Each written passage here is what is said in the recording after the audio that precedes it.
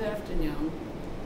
My name is Lisa McClellan, and 28 years ago, on February 25th, 1995, my brother Gerald, who was the middleweight champion, he fought for Don King. He went over to England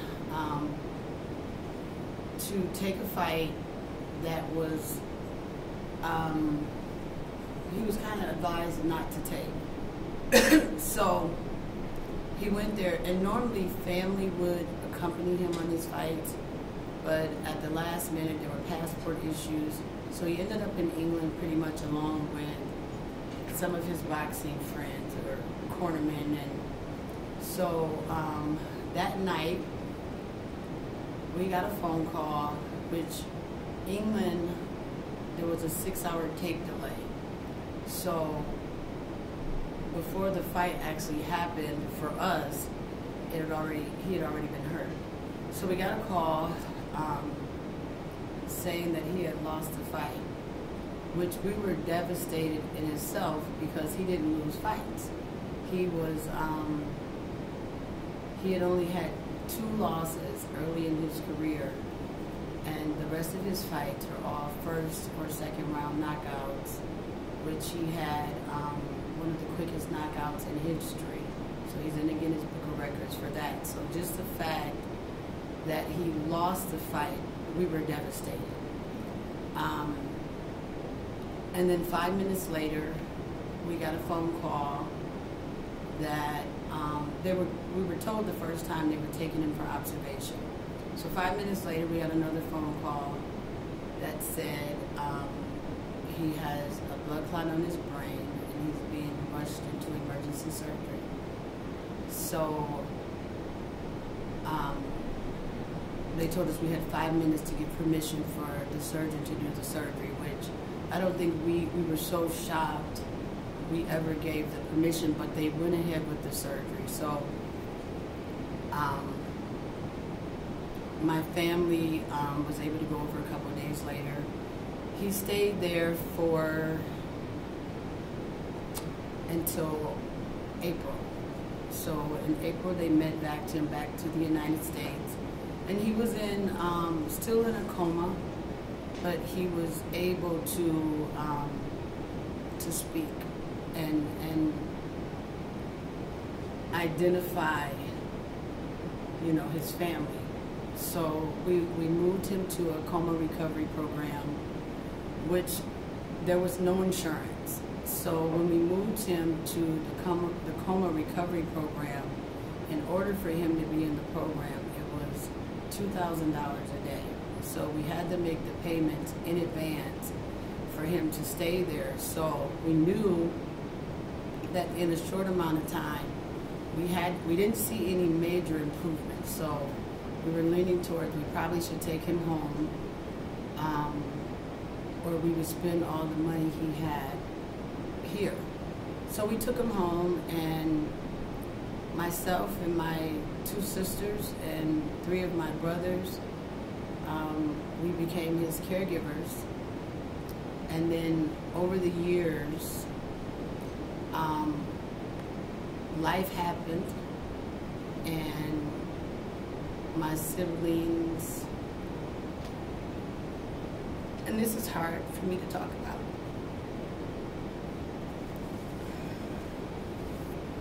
So everyone kind of went on with their lives. So it's, for the last 12 years, it's just been me and Gerald. So with very little help, I met my wonderful team, and we came up with an idea that we were going to film athletes and tell their stories. But the athletes that we wanted to film were athletes that wasn't getting the attention, much like Gerald, that needed help. And in hopes, we were hoping to be able to film those athletes getting help. If we had a homeless fighter, we wanted to film us finding a home for this fighter. If we were able to get stem cells for the fighters. We wanted to film the fighters getting stem cells. So we put together, we started an LLC called Ring of Brotherhood LLC, and we started doing, we did a scissor reel and branding videos, and we put those things out there. And we got a lot of interest because it was a subject that no one else was even willing to talk about. So we started a clinical research team. We had a lot of doctors, a lot of people that wanted to be a part of it. And so we wrote treatment plans and things that we could do to help the athletes. And so we knew we had to have a way to fund this. So we started the Ring of Brotherhood Foundation. Actually, we're still really new with our foundation. And with the foundation, we want to be able to find help not only to the athletes, but to the family members as well. Because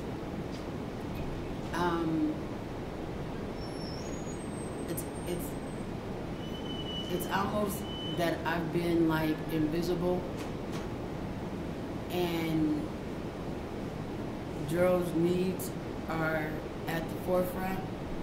So we want to also be able to care for the caregivers as well with the foundation. So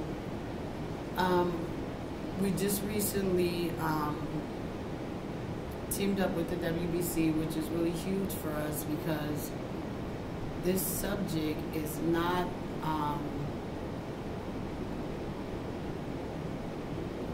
people in the active boxing world, they're not ready to talk about this. They're not ready to acknowledge that fighters are leaving the ring damaged. They're not ready to, nor are they looking to help. So on our journey, we've met a lot of people who this hasn't been an easy subject to talk about. So teaming up with the WBC, and it allows people to see that if an organization like the WBC is willing to acknowledge what we're doing, that it might be okay. So we're really looking forward to opening those doors to be able to have more people get involved to help us help the athletes. But that's kind of my story in the short of it. Thank you. Yeah. Thank you. Okay. Is it okay if I move this microphone a little bit? Great. I'm going to move it toward you, Francis. Yeah. So, gosh, well, thank you for inviting me to join you. I'm so sorry. So her story sounds very similar to mine in many ways. And when you introduced me, Melissa, you said, you don't want to steal my thunder. You can steal it any time. Absolutely. Because Huntington's disease, believe me, it's a storm, it's a thunder. It's something that no family should ever have to go through. When you have some kind of damage to the brain, which is what Huntington's disease is. Huntington's disease is a progressive neurodegenerative disease. So if a parent has the gene, the mutant gene for Huntington's, the children have a 50-50 chance of inheriting the gene. It's a well-kept secret. Families where there is Huntington's disease don't want to talk about it. They don't want to go there. It's so devastating. There's no treatment for it. There's no cure. So even the family members that are at risk are in denial. And they don't want to be part of the family who already has it. It's a big burden.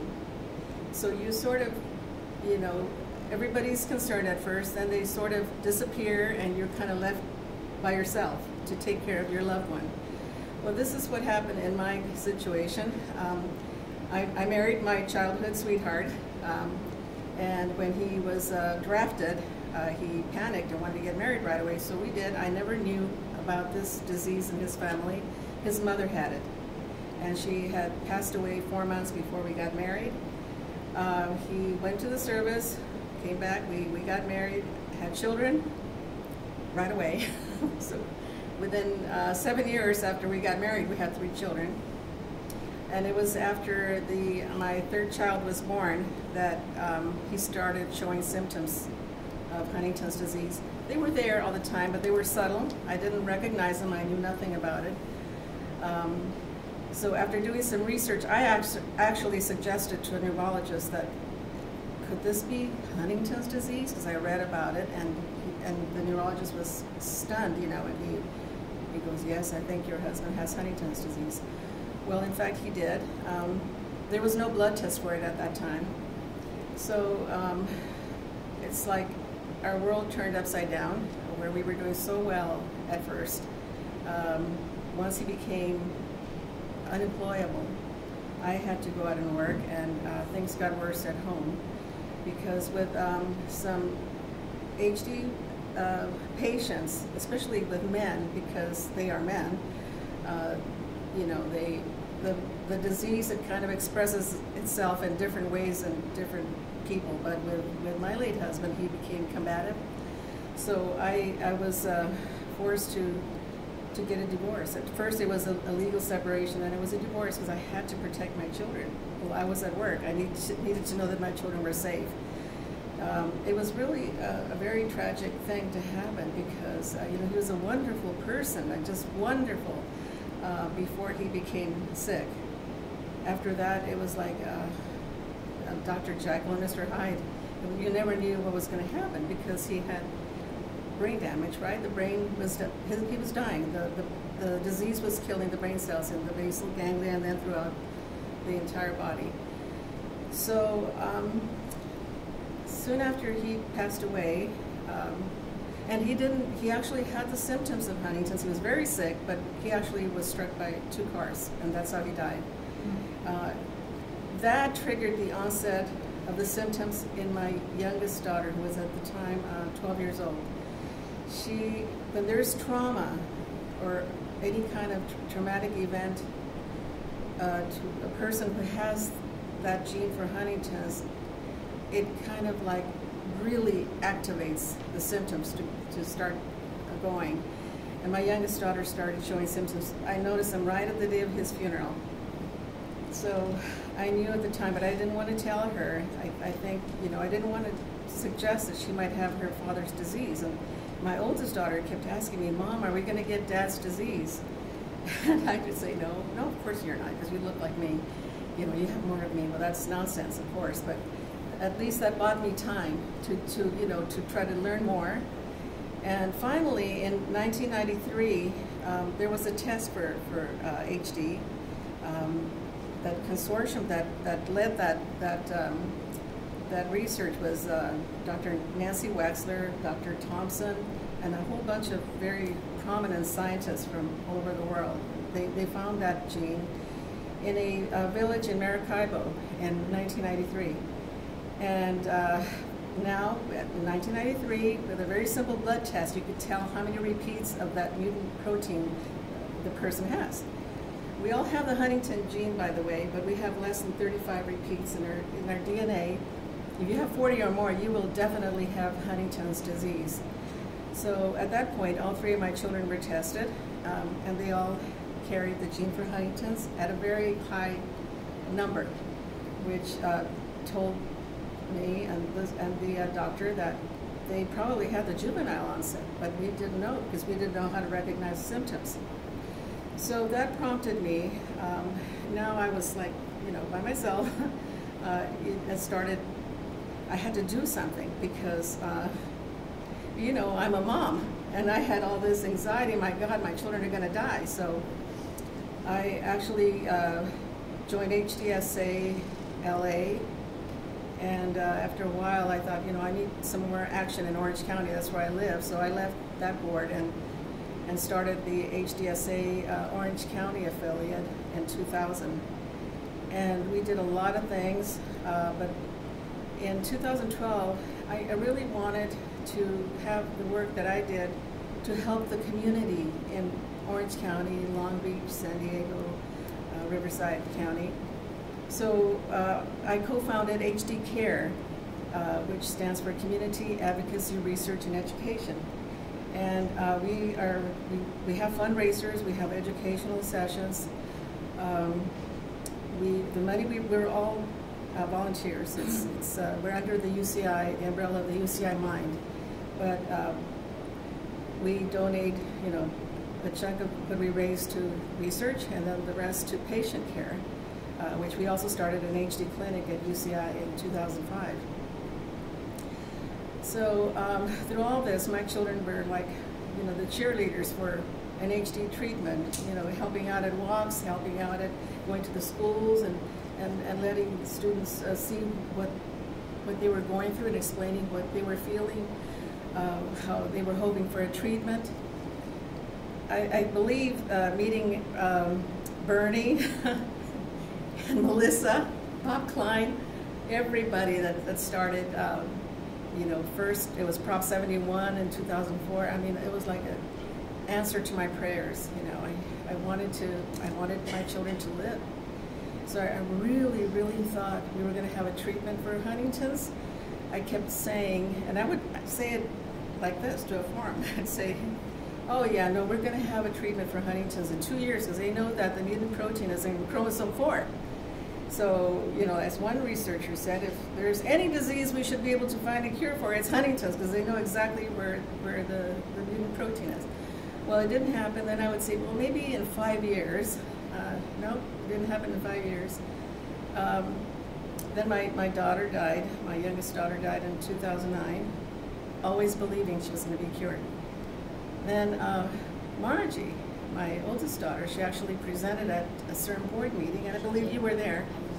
She was very brave because she was already symptomatic, and but she still got up there and talked about what it was like to have Huntington's and to see her little babies watch her decline, and how they were often scared and confused. They didn't know what was happening to her, so they would sort of withdraw a little bit from her. So then I lost Margie in 2014. We said goodbye to her on Valentine's Day. Michael, he was running scared. He did not want to be sick. He did not want to be unemployed. And even though he was unemployable, he still kept looking for a job and often stopped because officers thought he was drunk or on drugs. In fact, one of them tackled him when he was riding his bicycle because he was zigzagging. And he lived in Huntington Beach, and he was on his way to look for a job in Newport Beach. And the officer that tackled him asked him, well, what's your name and where do you live?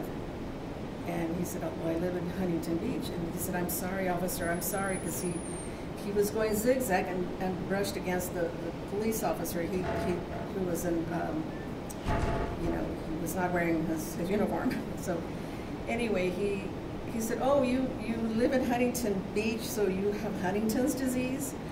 So he said, yes, sir, I have Huntington's disease, and I can't control my movement. So that didn't make any difference to the police officer, so he still pulled him he arrested him. So these are the things that anger me so much, and that's when I prompted pulled together different organizations, support or patient advocate organizations, and together we formed LEAP, the Law Enforcement Education Program. So I kept thinking, when is this going to stop? When are they going to really understand what Huntington's is? It has to start from the top. So I contacted the people who were heading the Chiefs of Police convention, and they agreed to give us a booth. So that started in 2014. So now that's a routine thing every year when they have their conference. So Help for HD took this on as their program. They present every year, and then I presented at Long Beach State, and I just got a letter from their cadet professor, and it said, thank you for letting us know about Huntington's. We have educated thousands of cadets now who now know how to approach a Huntington's patient when they see him out in the street, how to talk to them so that they don't get scared and run. And, you know, of course, things get worse after that. So that's what I've done. My children are gone now. Their father is gone. I have 2 grandchildren. My fight's not over. They are at risk to inherit Huntington's disease. And I'm telling you, I just have so much hope in stem cell research. I know that's where the answer is. Somewhere in one of these labs, someone's going to find the treatment. We thought we had it with Prolenia just a few months ago. They went through all, you know, phase 1, 2, and 3 of their clinical trial, but when it got to the FDA, it was disapproved. They didn't pass it. So for me, personally, after all these years, 30 years of fighting and caring for my babies and speaking on behalf of the HD community and raising money for research, first time I had a meltdown. I thought, this can't be happening, you know, because this is what I see. Some of the scientists that I knew when I started on this journey, a lot of them are retired or sick or they've passed away. A lot of the patient advocates have given up. And they're just given up, or they're gone, or they're very disabled now. And you know, but I'm still kicking. And I think this is my calling, and I think God gave me a purpose in life. And I just can't think of anything else I would rather do. So that's my story. Thank you, Frances. Wow.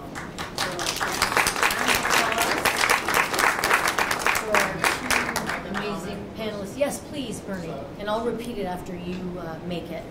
All right. For I the just wanted to say, I don't know if you mentioned when we first met, Frances. You did mention it, or you didn't? No. So I was involved as the chair of the World Stem Cell Summit circa 2011 in Pasadena, California. And I was having a particular meltdown that morning because my conference manager was supposed to print up all the badges from the internet, and the internet was down. So everyone was lined up getting a bag, and everyone was hysterical. And I was hysterical. So I just said, I'm going to walk into where the first presentation is going to be. And I walked over thinking I had every trouble in the world, right? And there was Frances and family member and other family members, families that were afflicted with Huntington's disease. And as you know, my background is law, and really I'm a civilian. So it was my first encounter as a patient advocate with Huntington's disease. And listening to Frances's story, I remember it was the first time I wept. I openly wept. The tears started, but afterwards the tears started. And as I learned about the afflictions of the family, when the Board of Regenerative Medicine Foundation had the opportunity, we gave an award at the San Antonio conference to the Huntington's disease grassroots community, because nothing against the Washington-based community, but it's the outside the Beltway community that really matters.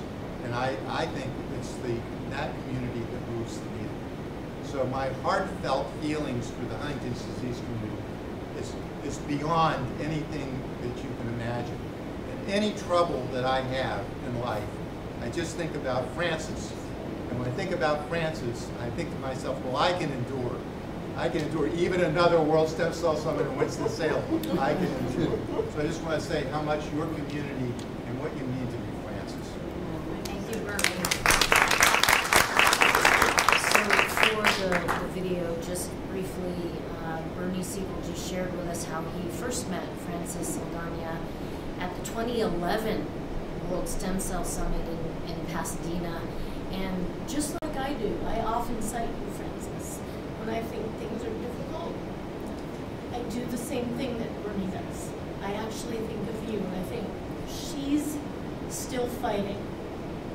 And so that leads me to the first question that I have for the two of you, and then I'd love it if members of the audience, if you would like to ask a question, please do so. But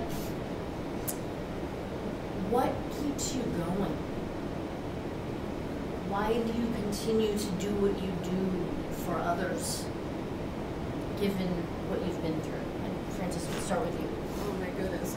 Well, what keeps me going is the memory of what my children went through, the memory of what their father went through, and also looking at other HD family members that are going through the same thing, and the caregivers, because, you know, they get abandoned, right? The burden is huge. And so you have to find a way to keep going, and you cannot leave your loved ones alone. You just can't. At least we can't. But quite frankly, some people do. Some caregivers will die before the patient dies because of heartbreak, heart problems, other problems, or they just can't deal with it. But I think, you know, I remember when I was asked to be a part of a Robert Wood Johnson Foundation program promoting excellence at end of life, and that really helped me to come to terms with the fact that my children might not make it. And I remember when Dr. Como turned to me, this was like during our first session together, and this program took 2 years to write this paper. He said, Frances, I don't want to put you on the spot, but have you done an advance directive for your children? And I remember looking at him and saying, no. I want my children to live. I'm not thinking of them dying. Of course not. No, I haven't done one. But it just really shocked me. And I thought about it. And with all the discussions we had, because we would meet like every 2.5 months, every 3 months, they started, you know, making me realize my children may not make it. And in fact they didn't, but at least it prepared me. But one of the areas that I wrote about was creating meaningful social interaction for my loved ones while they were with us, because in case they died, which they would. But I thought, what am I going to do here? I'm going to pretend that every day is like the only day they have. And so I would create, you know, parties for them, even if nobody else wanted to be there. I would still, you know, nag people to come, and, you know, it's Marie's birthday, it's Michael's, and let's do this, or I'm going to be traveling, Marie's not going to have any visitors, I want you to tell me which day you're going to visit her at the care home, and if you can't go, send her a card.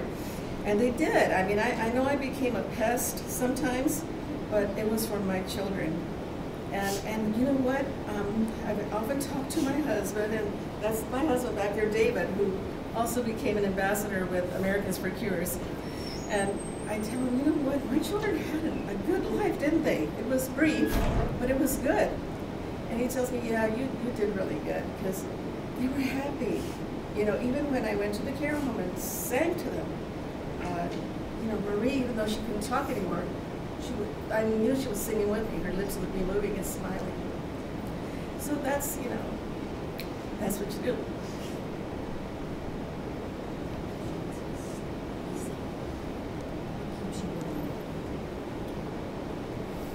Probably the fact that Gerald and I are so close in age.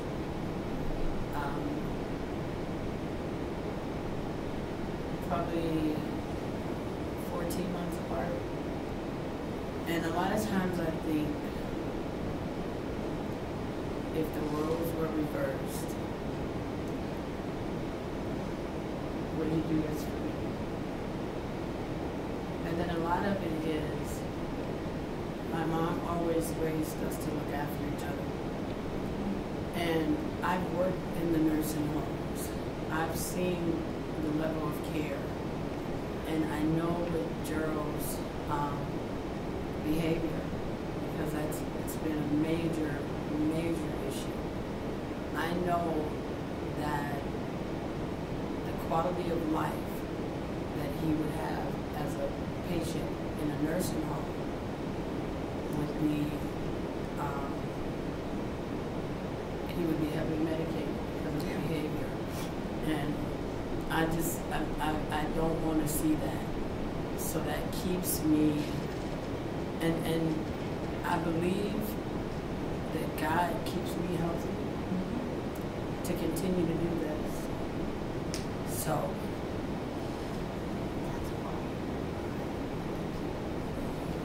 Anyone in the audience have a question for the panelists? I know he probably choked up. Yes, Adrian. I don't know.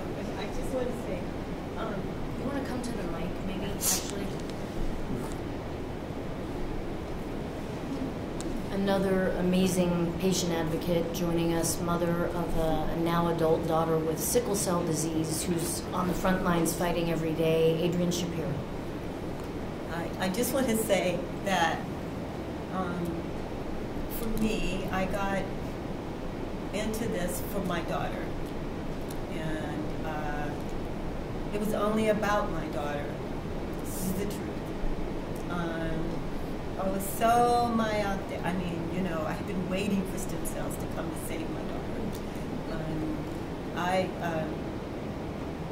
had watched my mother with my brother who had sickle, and I was determined my daughter was going to have this amazing life, a great life, and normal life, and everything was, how I formed my life, everything was about her. And then stem cells were ready for me, as I acknowledged to the world, as if they were waiting for me. And I went to the World Stem Cell Summit in San Diego. And Frances was there. And I was feeling kind of like, oh, you know, I'm really tired, I'm really this, there's work, da-da-da-da-da-da, is Marissa okay, you know, all of this. And Frances stood up and spoke. And I was like, wait a minute. How does this woman who has lived through my worst nightmare, so as a child I was always afraid my brother was going to die, from the time my child was diagnosed, even though my daily reality was not that, it was always, I checked her in the morning and I checked her at night to make sure she was alive. And yet here was this woman. I said, how does she put her clothes on every day? How does she talk? Let alone do that. And at that moment, something in me went past just my child, right? Just my life. It was all these mothers, all these sisters who had, because I don't know about you, but in my family, I was the girl. And so I was the one there by my mother. I was the one who said, you know, Mom, if you pass, I will take him. That is the reason that what we do is so important. Now, there is a cure. My daughter will not most likely be able to partake of it because she's got health problems. But she's got a treatment and she's doing much better. But I don't feel like I'm done. So yeah, there's getting access for them, you know, us to get access, and there are problems in it. But the stem cell war is just beginning, and we are spearheading it, and all of us together are the ones that are going to make it not disappear. Because you asked me what I'm afraid of, it's not, I'm afraid that I'm going to die before my child, although there were days I prayed that I would. There were days when I prayed and thought, well, when she goes, I'm going. But the fear I have is that this particular industry does not thrive. This particular industry, for some reason, goes away. And that there are generations like myself, right? Generations of sisters, generations of mothers who will suffer, right? Watching their loved ones suffer because we didn't stand up and we didn't fight and we didn't show up. And so far, I don't see any of that happening. She's still standing. Yeah. You're standing. I'm standing. Siri stands. Siri's definitely. And so, Jan. I mean, Bernie's still here, even though I think Cheryl probably, like me, dreams of having a 3-month cruise. We're all here, and so I do charge you to go out and find a young person. Like Dylan and the A4LI team. to come and join this fight with us. And we are going to leave here charged that we're going to find somebody. We're not giving up our seat, right? We're expanding the seats. So thank you. And I'm sorry I took too much time. No, I think that's a great note to end on. This is Sister. perfect. I